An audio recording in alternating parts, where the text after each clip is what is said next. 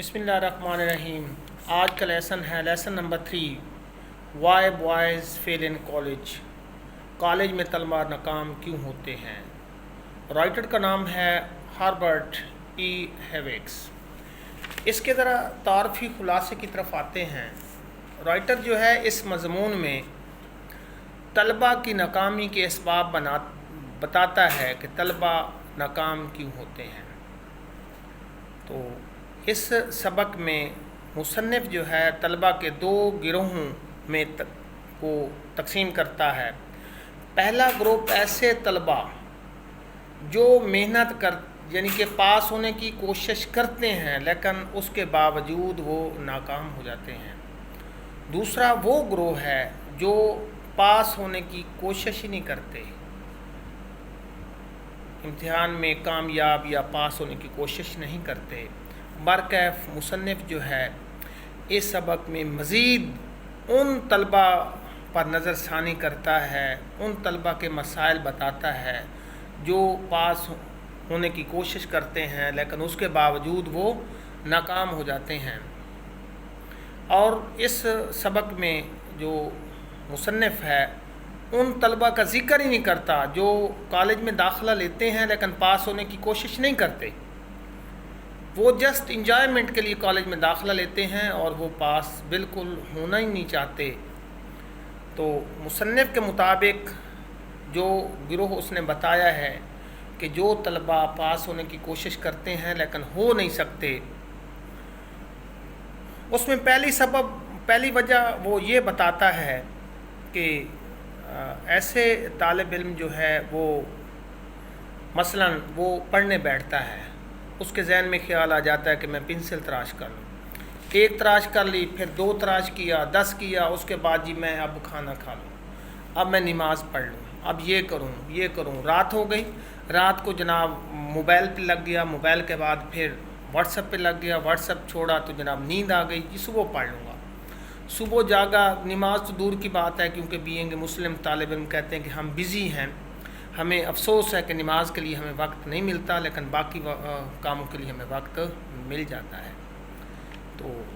اس لیے اب میں تو کچھ نہیں کر سکتا کیونکہ ہر آدمی پاکستان بینگ مسلمان ملک ہے، تو ان چیزوں کا خود ہی خیال رکھنا چاہیے کہ یہ چیز تو ذہن میں ہونی چاہیے کہ اگلے جہان جا کر ہم نے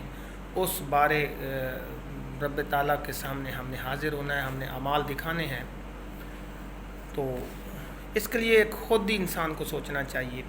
تو اس کے لیے صبح اٹھا جناب، ناشتہ کیا، ناشتے کے بعد کالج کا ٹائم ہو گیا، کالج کے پہنچا جناب کیا پڑھنا ہے، اس نے کیا لکھنا ہے، جس نے ساری رات کتاب کو دیکھا ہی نہیں ہے نا،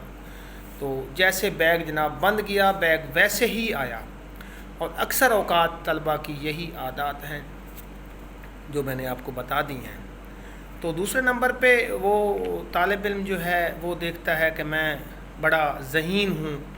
میٹرک کو میں نے جسٹ 1 ماہ پڑھا تھا، پاس ہو گیا تھا، اب ایف ایس سی یا آرٹس ہو گیا، ایف اے ہو گیا، ڈی کام ہو گیا، آئی کام ہو گیا، کمپیئر ٹو میٹرک بہت مشکل ہے۔ طالب علم سوچتا ہے کہ آخری 2 ماہ میں نے پڑھ لیا تھا تو پاس ہو جاؤں گا، یہ چیز بالکل غلط ہے، یہ ذہن طالب علم کے ذہن میں بالکل نہیں ہونی چاہیے کہ میں نے میٹرک میں پاس اچھے نمبروں سے ہو گیا تھا اب بھی ہو جاؤں گا۔ وہ طالب علم جو ہے وہ محنت نہیں کرتے، اس غلط فہمی میں وہ ناکام ہو جاتے ہیں۔ اس کے بعد مصنف ان طلبہ کے بارے میں بتاتا ہے جو والدین کے برعکس، والدین ان کی سوچ کے برعکس چلتے ہیں۔ مثلاً ایک طالب علم کہتا ہے کہ میں نان میڈیکل رکھنا چاہتا ہوں، میری میتھمیٹکس اچھی ہے، تو والدین جناب کہہ دیتے ہیں کہ نہیں جی آپ نے ڈاکٹر بننا ہے، ہم نے ڈاکٹر بنانا ہے، ضرور ڈاکٹر بنانا ہے۔ تو وہ ڈاکٹر بننے کے خواب والدین دیکھتے دیکھتے اسٹوڈنٹ ناکام ہو جاتا ہے، اس کی تعلیم سے بھی ہاتھ دھو بیٹھتے ہیں۔ تو اسی طرح ہمارے بھی ہاں یعنی کہ طالب علم ایک مضمون پڑھنا چاہتا ہے، ہم اس کو کہتے ہیں نہیں جی اور مضمون رکھنا ہے، تو اس کی دلچسپی سے ہٹ جاتا ہے، وہ کہتا ہے ٹھیک ہے بس مجھے سمجھ ہی نہیں آتی، میں نے پڑھنا ہی نہیں ہے۔ اس کے بعد نیکسٹ مصنف جو ہے ان طلبہ کے بارے میں بتاتا ہے کہ جو مالی حالات سے سنگین مسائل کا شکار ہوتے ہیں۔ مثلاً وہ کہتے ہیں کہ ان کے اخراجات، والدین کہتے ہیں ہمارے پاس پیسے نہیں ہیں، ہم آپ کا اخراجات آپ کے نہیں پیش کر سکتے، تو لہٰذا وہ طالب علم بیچارے یہاں سے کالج سے جاتے ہیں، جا کر مزدوری کرتے ہیں، مزدوری کرنے کے بعد صبح کالج جاتے ہیں، ان کی ناکامی کا سبب ان کی وہ مزدوری بنتی ہے جو وہ کماتے ہیں، والدین کے لیے بھی کماتے ہیں، اپنے کے لیے بھی کماتے ہیں۔ اس کا حل یہ ہے کہ والدین کو سوچنا چاہیے جیسے بھی ہے ہارڈ ورکنگ کر کے اپنے جو ہے نا بیٹے کو کم از کم اولاد کو پڑھانا چاہیے۔ تو اس طرح اللہ تعالیٰ جو ہے نا ان حالات میں غیبی امداد کرتا ہے جیسے طالب علم پڑھ سکتے ہیں۔ ہمارے چوبارہ میں بھی کافی ساری مثالیں ہیں جو بیچارے 1-2 دن نہیں آتے، پھر دہاڑی کرتے ہیں، پھر 4 دن آتے ہیں کالج میں۔ بہت محنتی اسٹوڈنٹ ہیں ہمارے کالج کے، اور 2-4 اسٹوڈنٹ ایسے ہیں جو یہ کام کرنے پر مجبور ہوتے ہیں۔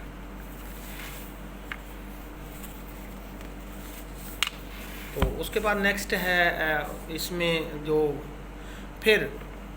جو ایک اور حل اس نے بتایا، اس کے سبب وجہ بتائیے اپنا رائٹر نے، تو اس نے کہا جی کہ ایسے طلباء جو کچھ ایسی پوشیدہ بیماری میں مبتلا ہوتے ہیں جو فزیکل طور پر نظر نہیں آتی، ذہنی مرض ہو گئی، اس کے علاوہ اعصابی کو بیماری ہے، اس کے لیے ڈاکٹر کو چیک اپ کروانا چاہیے۔ یہ ذمہ داری پروفیسر کی ہے، پروفیسر ڈیٹیکٹ کرے کہ کون سے اسٹوڈنٹ کام نہیں کر رہے،